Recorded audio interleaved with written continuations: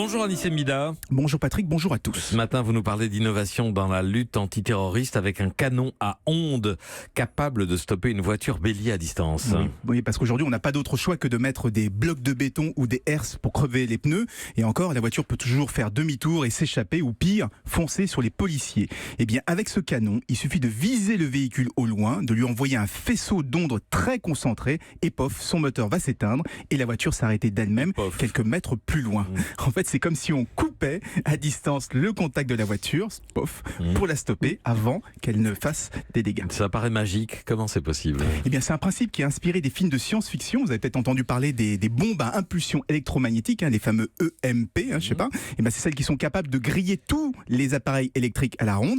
Eh bien, c'est un système similaire, mais beaucoup plus sélectif, puisqu'il bloque avant tout les composants électriques des moteurs des voitures, donc l'injection, le démarreur, les différentes pompes.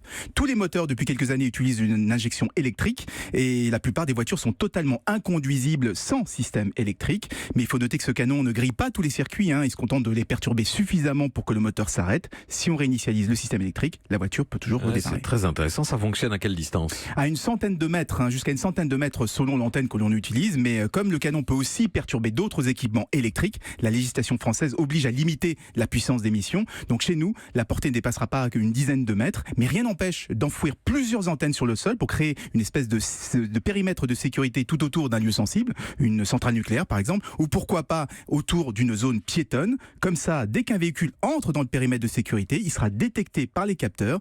Les antennes au sol couperont automatiquement son moteur avant que le véhicule aille plus loin. C'est une super idée vraiment. En plus, elle est française puisqu'on la doit à une PME d'ingénieurs du Lot qui s'appelle ITHPP Alsen. Merci à vous Anissé Mida et à lundi.